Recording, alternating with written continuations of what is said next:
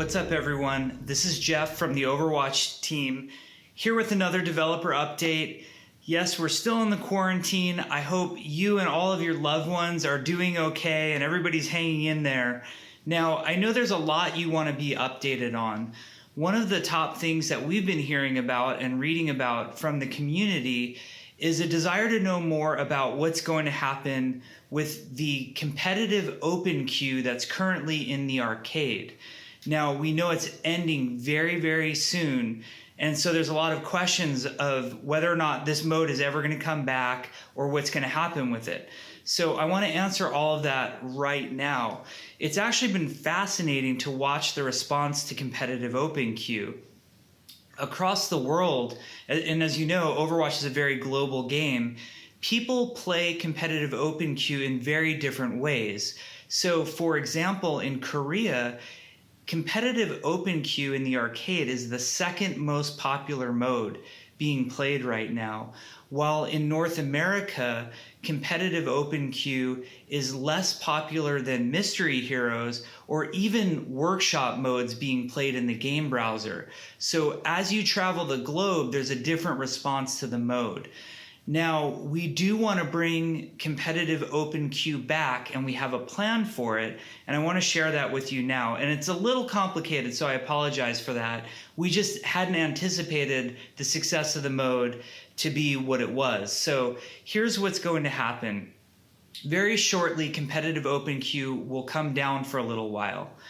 We are going to work very quickly as we can, to bring back another shortened arcade version of competitive open queue that will go live sometime in June.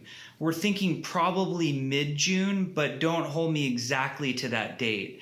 But we'll have a very short competitive season for open queue that will probably land in mid-June. Then in early July, when season 23, the normal competitive season starts, competitive open queue will now become an official mode that will be supported alongside the role queue competitive queue, if that makes sense. So what it will look like to you as a player is you'll go to the play menu off of the main menu of Overwatch. You'll select the competitive card. Then underneath the competitive card will be two options. One will be for the role queue, which is the official competitive mode that the game will be tuned and balanced around. So that means we're tuning and balancing around 2-2-2 compositions. But alongside of that will also be competitive open queue. It will no longer be an arcade mode. It will sit side by side with competitive role queue. So expect that with the beginning of season 23, which should be in early July. So hopefully that all makes sense. You're gonna have a short competitive season in the arcade sometime in June, and then you'll get it officially for season 23, and you'll be able to play open queue. And we understand players like different ways of queuing. Some people love the role queue, some people don't. Now you have a choice. One of our main goals for the year was fast balancing and lots of experimentation and iteration, and we hope this shows that effort towards experimentation and iteration that you were really hoping for. Now, some people have voiced concerns about queue times. In all of our studies and all the statistics that we've been tracking on the queuing, we actually see that queue times are better when the open queue exists. So we actually think this will improve queue times because there's a lot of people who want to play damage characters in 2-2-2 role queue, and a lot of them are attracted to the open queue, and it takes some of the pressure off of both queues actually perform better when they exist. So that's what we've seen so far. So we're not worried about queue times. In fact, we feel like this is something that helps queue times.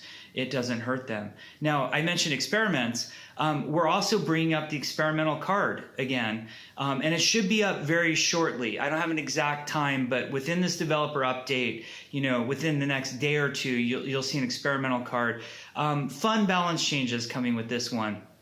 A lot of balance changes targeted to make Bastion more viable. And I know many of you are just dying to see more Bastion in your matches. So we'll see how this goes. I'm sure you'll all be very vocal about feedback.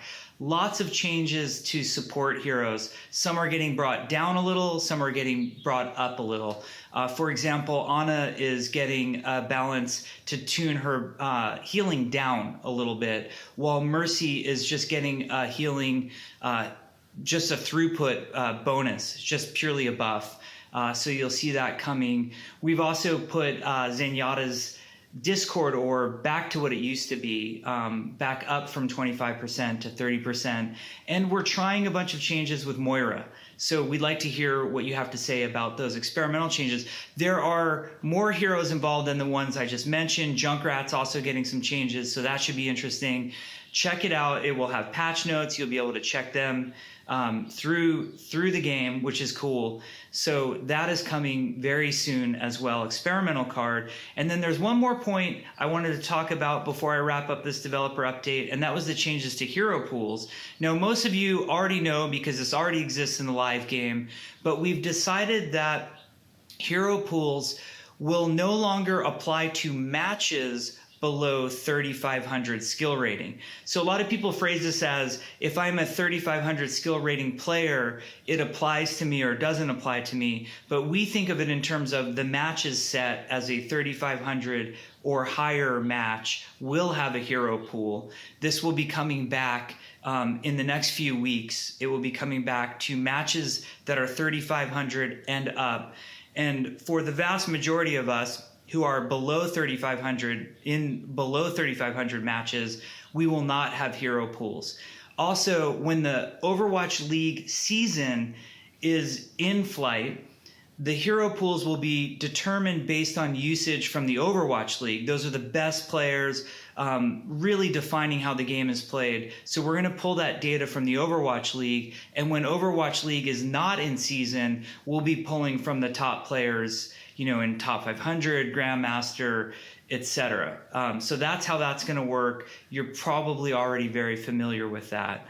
So anyway, I hope this update is good for you. I hope this is all the information you want. As always, we're going to be tracking all of your comments all over the internet. We'd love to hear what you say. We hope you're all hanging in there. Thank you so much, and we'll give you another update soon. Bye.